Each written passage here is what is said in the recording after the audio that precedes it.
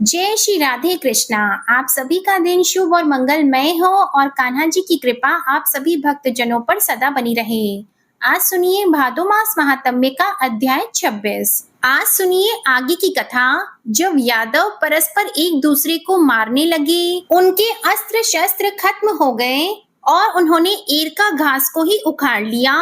उसी को वज्र रूप में वो एक दूसरे पर प्रहार करने लगे। श्री कृष्ण ने यादवों को ऐसा करने से रोका, लेकिन वे उन्हें अपने विपक्षी का सहायक मानने लगे और उनकी अवहेलना करके परस्पर प्रहार करते ही रहे। इससे भगवान श्री कृष्ण को भी क्रोध हो आया, अतः उन्होंने भी उनका वध करने के लिए मुट्ठी भर एर का उखाड़ ली। हाथ में आते ही वह एर का लोहे का मूसल बन गई। उस मूसल से भगवान ने सहसा समस्त यादवों का संहार कर डाला तथा अन्य यादव आपस में ही लड़कर नष्ट हो गए। इसके बाद भगवान श्री कृष्ण का जैत्र नामक रथ दारुक के देखते देखते समुद्र के मध्यवर्ती मार्ग द्वारा शीघ्र ही चला गया। उसमें जुटे हुए घोड़े उस रथ को लेकर उड़ गए। फिर शंख चक्र गदा शंख धनुष दोनों अक्षय तुणीर और खड़ग ये सभी अस्त्र शस्त्र भगवान की परिक्रमा करके सूर्य के मार्ग से चले गए। क्षण भर में वहां संपूर्ण यदुवंशियों का संहार हो गया। केवल महाबाहु श्री कृष्ण और दारुक रह गए। उन दोनों ने घूमते हुए आगे जाकर देखा, बलराम जी एक वृक्ष के नीचे आसन लगाकर बैठे हैं और उनके मुंह से एक विशाल नाग निकल रहा है। वह महाकाय सर्प उनके मुख से निकलकर सिद्धों और नागों से पूजित होकर समुद्र की ओर चला गया। समुद्र ने सामने आकर उसे अर्घ दिया। इसके बाद वह श्रेष्ठ नागों से पूजित होकर समुद्र के जल में प्रवेश कर गया। इस प्रकार बलराम जी का प्रयाण देखकर श्री कृष्ण ने दारुक से कहा, तुम द्वारका में जाकर यह सब वृतांत वसुदेव जी तथा राजा उग्रसेन से कहो। बलराम जी चले गए। यदुवंशियों का संहार हो गया और मैं भी योगस्थ होकर परम धाम को चला जाऊंगा। ये सब बातें बताकर द्वारकावासी मनुष्यों और उग्रसेन से यह भी कहना कि अब इस संपूर्ण द्वारकापुरी को समुद्र में डुबो देगा, अतः आप लोग यहाँ से जाने के लिए रथों को सुसज्जित करके अर्जुन के आगमन की प्रतीक्षा करें। जब अर्जुन द्वारका से निकले तब कोई भी वहां न रहे, सब लोग अर्जुन के साथ ही चले जाएं। दारुक, तुम कुंती नंदन अर्जुन से भी जाकर मेरी ये बातें कहो कि द्वारका में जो मेरी स्त्रियां हैं उनकी वे यथाशक्ति रक्षा करेंगे। यह कहकर अर्जुन को साथ लेकर तुम द्वारका में आना और सबको बाहर निकाल ले जाना। अब यदुकुल में अनिरुद्ध कुमार वज्रनाभ राजा होंगे। यह सुनकर दारुक ने भगवान श्री कृष्ण को बारंबार प्रणाम किया और अनेक बार उनकी परिक्रमा करके वह उनके कथन अनुसार वहां से चला गया। उसने जाकर भगवान की आज्ञा के अनुसार सब कार्य किया। वह अर्जुन को द्वारका में बुला ले आया और महाबुद्धिमान वज्र को यदुवंशियों का राजा बनाया। उधर भगवान श्री कृष्ण ने वासुदेव स्वरूप पर ब्रह्मा को अपने आत्मा में आरोपित करके संपूर्ण भूतों में उनके व्याप्त होने की धारणा की और योग युक्त होकर अपने एक पैर को दूसरे पैर के घुटने पर रखकर बैठ गए। वे ब्राह्मण दुर्वासा के वचन का मान रखना चाहते थे। उसी समय जरा नाम का व्याध उस ओर से आ निकला। उसने मूसल के बचे हुए लोह खंड का बाण बनाकर उसे धारण कर रखा था। भगवान का चरण उसे मृग के आकार का दिखाई दिया। उसे देखकर वह खड़ा हो गया और उसी तोमर से उसने भगवान के पैर को बींध डाला। जब वह उनके समीप गया तब वे उसे चार भुजाधारी मनुष्य के रूप में दिखाई दिए। भगवान को देखते ही वह उनके चरणों में पड़ गया और बारंबार कहने लगा, प्रभु प्रसन्न होइए, मैंने अनजान में हरिण के धोखे से यह अपराध किया है, इसलिए क्षमा कीजिए। तब भगवान ने उसे कहा, व्याध, तुझे तनिक भी भय नहीं है, तू मेरे प्रसाद से इंद्रलोक में चला जा। भगवान के इतना कहते ही वहां विमान आ पहुंचा और वह व्याध उस पर बैठकर भगवान की कृपा से स्वर्ग लोक को चला गया। उसके चले जाने पर भगवान श्री कृष्ण ने त्रिविध गति को पार करके अपने आत्मा को अव्यय, अचिंत्य, अमल, अजन्मा, अजर, अविनाशी, अप्रमेय, अखिल आत्मा एवं ब्रह्मभूत अपने ही वासुदेव स्वरूप में लीन कर लिया। इसके बाद अर्जुन ने संपूर्ण यादवों का विधि पूर्वक प्रेत कर्म अर्थात और्ध्वदैहिक संस्कार किया। फिर वज्र आदि सभी लोगों को साथ लेकर वे द्वारका से बाहर निकले। श्री कृष्ण की हजारों पत्नियां भी साथ ही थीं। उन सबकी रक्षा करते हुए कुंती नंदन अर्जुन धीरे धीरे चले। भगवान श्री कृष्ण ने मर्त्य लोक में जो सुधर्मा सभा मंगवाई थी वह और पारिजात वृक्ष दोनों ही पुनः स्वर्ग को चले गए। श्री हरि जिस दिन इस पृथ्वी को छोड़कर अपने धाम को पधारे उसी दिन यह मलिनकाय कलयुग भूतल पर प्रकट हुआ। समुद्र ने मनुष्यों से सुनी द्वारका को डुबो दिया। केवल भगवान श्री कृष्ण का मंदिर वह अब भी नहीं डुबाता। वहां भगवान श्री कृष्ण नित्य विराजमान रहते हैं। वह परम पवित्र भगवत धाम संपूर्ण पापों का नाश करने वाला है। भगवान श्री कृष्ण की लीलाओं से युक्त उस पवित्र स्थान का दर्शन करने से मनुष्य सब पापों से मुक्त हो जाता है। अर्जुन द्वारका वासियों को साथ लेकर प्रचुर धन धान्य से संपन्न पंजाब देश में जा पहुंचे। वहां उन्होंने सब लोगों के साथ एक स्थान पर पड़ाव डाला। वहां बहुत से लुटेरे रहते थे। उन्होंने देखा एकमात्र धनुर्धर अर्जुन ही बहुत सी अनाथ स्त्रियों को साथ लिए जाता है। तब उनके मन में लोभ उत्पन्न हुआ। लोभ से उनकी विचार शक्ति नष्ट हो गई। अतः वे अत्यंत दुर्मत पापाचारी आभीर एकत्रित होकर आपस में सलाह करने लगे, भाइयों, यह अर्जुन अकेला हम सब लोगों की अवहेलना करके इन अनाथ स्त्रियों को लिए जाता है। इसके हाथ में केवल धनुष है। इसी के बल पर यह हमें कुछ नहीं समझता। यह हमारे लिए धिक्कार की बात है। तुम सब लोग बल लगाओ। ऐसा निश्चय करके लाठी और ढेले चलाने वाले डाकू हजारों की संख्या में उन स्त्रियों पर टूट पड़े। यह देखकर कुंती नंदन अर्जुन ने उनका उपहास सा करते हुए कहा, ओ पापियों, यदि तुम्हारी मरने की इच्छा न हो तो लौट जाओ। आभीरों पर उनकी धमकी का कुछ भी असर न हुआ। उन्होंने अर्जुन के वचनों की अवहेलना करके सारा धन लूट लिया। तब अर्जुन ने अपने दिव्य गांडीव धनुष को चढ़ाना आरंभ किया, किंतु बलवान होने पर भी वे उसे चढ़ा न सके। बड़ी कठिनाई से किसी तरह उन्होंने धनुष पर प्रत्यंचा चढ़ाई भी तो वह पुनः ढीली हो गई तथा उनके बहुत स्मरण करने पर भी उन्हें किसी अस्त्र शस्त्र की याद न आई।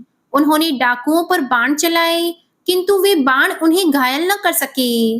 अग्निदेव के दिए हुए अक्षय बाण उन ग्वालों के साथ युद्ध करने में नष्ट हो गए। अर्जुन की शक्ति भी क्षीण हो गई। उस समय अर्जुन के मन में यह निश्चय हुआ कि मैंने अपने बाण समूहों से जो बड़े बड़े बलवान राजाओं को परास्त किया है वह श्री कृष्ण का ही बल था। बाणों के नष्ट हो जाने पर अर्जुन ने धनुष की नोक से डाकुओं को मारना आरंभ किया, किंतु वे उनके इस प्रहार की हंसी उड़ाने लगे। वे म्लेच्छ लुटेरे अर्जुन के देखते देखते वृष्णि और अंधक वंश की सुंदर स्त्रियों को लेकर चारों ओर चंपत हो गए। तब अर्जुन ने दुखी होकर कहा, हाय, यह बड़े कष्ट की बात हुई। अहो, भगवान श्री कृष्ण ने मुझे अकेला छोड़ दिया। ऐसा कहकर वे फूट फूट कर रोने लगे और रोते रोते ही बोले, हाय, यह वही धनुष है, वे ही बाण हैं, वही रथ और वे ही घोड़े हैं, किंतु आज सब एक साथ ही नष्ट हो गए। अहो, देव बड़ा प्रबल है। महात्मा श्री कृष्ण के बिना मुझे सामर्थ्य रहते हुए नीच पुरुषों से अपमानित होना पड़ा।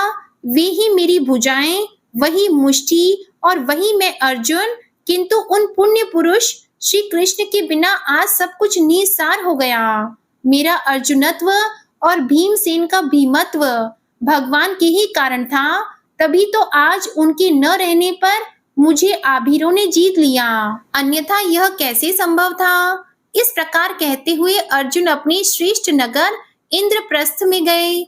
वहां उन्होंने यादव कुमार वज्र को यदुवंशियों का राजा बनाया। इसके बाद वे वन में आकर मुझसे मिले और मुझे विनय पूर्वक प्रणाम किया।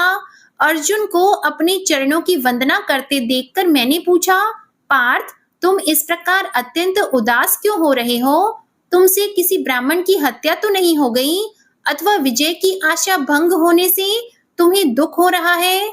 इस समय तुम सर्वथा श्रीहीन हो गए हो। तुमने किसी अगम्या स्त्री से रमण तो नहीं किया जिससे तुम्हारी कांति फीकी पड़ गई है, या कहीं निम्न श्रेणी के मनुष्यों ने तुम्हें युद्ध में परास्त कर दिया है? मेरे ऐसा प्रश्न करने पर अर्जुन ने लंबी सांस छोड़ते हुए कहा, भगवान सुनिए, जो हमारी तेज, बल, वीर, पराक्रम, श्री और कांति थे, वे भगवान श्री कृष्ण हम लोगों को छोड़कर चले गए। मुनि, जो महान होकर भी साधारण मनुष्यों की भांति हमसे हंस हंस कर बातें किया करते थे, उन्हीं के बिना आज हम तिनकों की पुतली की भांति सारहीन हो गए हैं। मेरे दिव्य अस्त्रों, दिव्य बाणों और गांडीव धनुष के जो मूर्तिमान सार थे, वे भगवान पुरुषोत्तम हमें छोड़कर चले गए, जिनकी कृपा दृष्टि से लक्ष्मी, विजय, संपत्ति और उन्नति ने कभी हमारा साथ नहीं छोड़ा। वे भगवान गोविंद हमें छोड़कर चले गए, जिनके प्रभाव रूपी अग्नि से भीष्म, द्रोण, कर्ण और दुर्योधन आदि वीर जलकर भस्म हो गए। उन भगवान श्री कृष्ण ने इस भूमंडल को त्याग दिया। तात चक्रपाणी गोविंद के विरह में केवल मैं ही नहीं, यह सारी पृथ्वी ही यौवन, श्री और कांति से हीन प्रतीत होती है।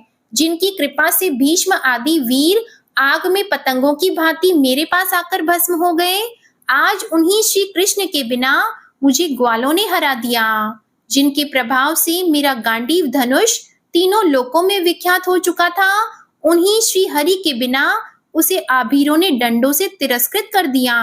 महामुनि, मेरे साथ कई हजार अनाथ स्त्रियां थीं और मैं उनकी रक्षा के लिए पूर्ण यत्न कर रहा था, तो भी डाकुओं ने केवल लाठी के बल पर उन्हें छीन लिया। पितामह, ऐसी अवस्था में मेरा श्रीहीन होना कोई आश्चर्य की बात नहीं है। आश्चर्य तो यह है कि मैं नीच पुरुषों द्वारा अपमान के पंख में साना जाकर भी निर्लजता पूर्वक जीवन धारण कर रहा हूँ। व्यास जी कहते हैं, ब्राह्मणों, पांडुनंदन महात्मा अर्जुन अत्यंत दुखी और दीन हो रहे थे। उनकी बात सुनकर मैंने कहा, पार्थ, तुम लज्जा न करो, शोक में भी न पड़ो, सोचो और समझो, संपूर्ण भूतों में काल की ऐसी ही गति है। पांडुनंदन, प्राणियों की उन्नति और अवनति का कारण काल ही है।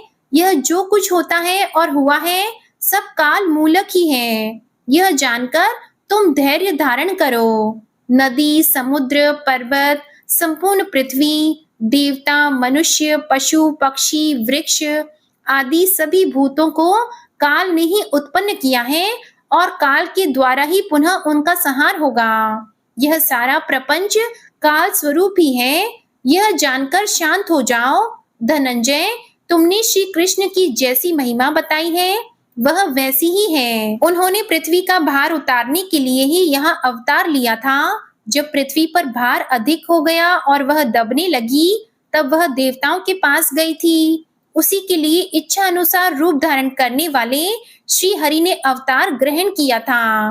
वह कार्य पूरा हो गया। संपूर्ण दुष्ट राजा मारे गए तथा वृष्णि और अंधक वंश का भी संहार हो गया। अब इस धरती पर भगवान के करने योग्य कोई कार्य शेष नहीं रह गया था।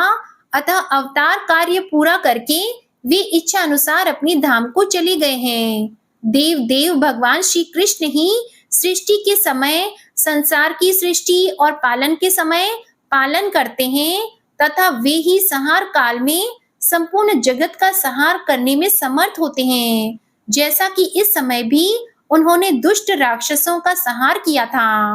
अतः पार्थ, तुम्हें अपनी पराजय से दुख नहीं मानना चाहिए, क्योंकि अभ्युदय का समय आने पर ही पुरुषों द्वारा बड़े बड़े पराक्रम होते हैं। जिस समय तुमने अकेले ही भीष्म जैसे वीरों का वध किया था, उस समय उनका भी क्या अपने से न्यून पुरुष के द्वारा पराभव नहीं हुआ था? किंतु यह पराजय काल की ही देन थी। भगवान विष्णु के प्रभाव से जिस प्रकार तुम्हारे द्वारा उनकी पराजय हुई, उसी प्रकार लुटेरों के हाथ से तुम्हें भी पराजित होना पड़ा।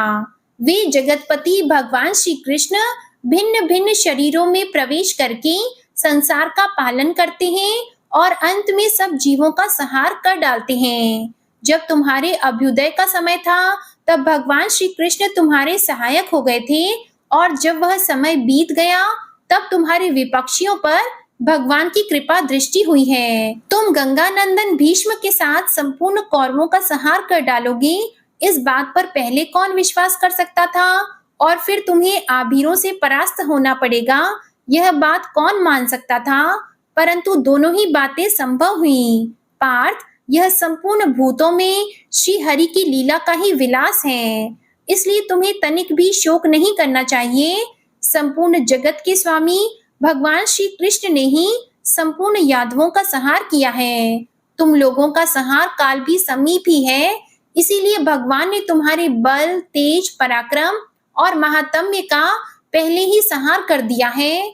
जो जन्म ले चुका है उसकी मृत्यु निश्चित है, जो ऊंचे चढ़ चुका है उसका नीचे गिरना भी अवश्यम भावी है। संयोग का अवसान वियोग में ही होता है, और संग्रह हो जाने के बाद उसका क्षय होना भी निश्चित बात है। यह समझकर विद्वान पुरुष हर्ष और शोक के वशीभूत नहीं होते, और इतर मनुष्य भी उन्हीं के आचरण से शिक्षा लेकर वैसे ही बनते हैं। नर श्रेष्ठ, यह समझकर तुम्हें भाइयों के साथ सारा राज्य छोड़कर तपस्या के लिए वन में जाना चाहिए। अब जाओ, धर्मराज युधिष्ठिर से मेरी ये सारी बातें कहो। वीर, परसों तक अपने भाइयों के साथ जैसे भी हो सके घर से प्रस्थान कर दो। यह सुनकर अर्जुन ने धर्मराज के पास जाकर अपनी देखी और अनुभव की हुई सारी बातें कह सुनाई। अर्जुन के मुख से मेरा संदेश सुनकर समस्त पांडव परीक्षित को राज्य पर अभिषिक्त करके वन में चले गए। मुनिवरों, इस प्रकार मैंने आप लोगों से यदुकुल में अवतीर्ण भगवान श्री कृष्ण की संपूर्ण लीलाओं का विस्तार पूर्वक वर्णन किया। जय श्री कृष्णा। आज का अध्याय यही समाप्त हुआ।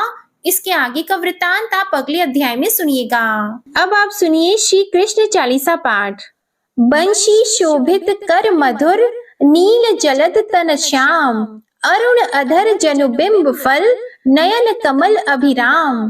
पूर्ण इंद्र अरविंद मुख, पीतांबर शुभ साज, जय मनमोहन मदन छवि, कृष्ण चंद्र महाराज। जय यदुनंदन जय जगवंदन, जय वसुदेव देवकी नंदन, जय यशोदा सुत नंद दुलारे, जय प्रभु भक्तन की द्रुग तारे। जय नट नागर नाग नथैया, कृष्ण कन्हैया धेनु चरैया। पुनि नख पर प्रभु गिरिवर धारो, आओ दीनन कष्ट निवारो। वंशी मधुर अधर धरि टेरो, होवे पूर्ण विनय यह मेरो। आओ हरि पुनि माखन चाखो, आज लाज भारत की राखो। गोल कपोल चिबुक अरुणारी, मृदु मुस्कान मोहिनी डारी। राजित राजीव नयन विशाला, मोर मुकुट वैजंती माला। कुंडल श्रवण पीत पट आछी, कटी किंकिणी काचनि काछी। नील जलज सुंदर तनु सोहे, छबि लखि सुर नर मुनि मन मोहे। मस्तक तिलक अलक घुंघराली, आओ कृष्ण बांसुरी वाली। करि पय पान पुत नहीं तारियो, अका बका का गासुर मारियो। मधुवन जलत अगिन तब ज्वाला, भय शीतल लखतहि नंद लाला। सुरपति जब ब्रज चढ़ साई, मूसर धार वारी वर्षाई। लगत लगत व्रज चहन बहायो, गोवर्धन नख धारी बचायो। लखी यशोदा मन भ्रम अधिकाई, मुख मंद 14 भुवन दिखाई। दुष्ट कंस अति उधम मचायो, कोटि कमल जब फूल मंगायो, नाथी कली यहीं तब तुम लीन है, चरण चिन्ह दे निर्भय कीन है, करि गोपिन संग रास विलासा, सबकी पूर्ण करि अभिलाषा, केतिक महा असुर संहार्यो, कंस ही केस पकड़ी दे मार्यो, मात पिता की बंदी छुड़ाई, उग्रसेन कह राज दिलाई, महिषी मृतक छहो सुत लायो, मातु देव की शोक मिटायो, भौमासुर मुर दैत्य सहारी, लाए शत दश सहस कुमारी, देवी मही तृण चीर सहारा, जरा सिंधु राक्षस कहि मारा, असुर बकासुर आदिक मार्यो, भक्तन के तब कष्ट निवार्यो, दीन सुदामा की दुख टार्यो, तंदुल 3 मूठ मुख डार्यो। श्री कृष्ण चालीसा समाप्त होती है। प्रेम से बोलिए भगवान श्री कृष्ण की जय, गौ माता की जय। आज की कथा पसंद आई हो तो वीडियो को लाइक कीजिएगा, शेयर कीजिएगा, कमेंट में श्री कृष्ण भगवान की जय लिखिएगा और चैनल को भी सब्सक्राइब कीजिएगा। इसी के साथ आज आप हमारे चैनल पर गुरुवार की व्रत कथा और परिवर्तिनी एकादशी व्रत के पारण की कथा भी जरूर सुनिएगा। प्रेम से बोलिए जय श्री राधे कृष्णा।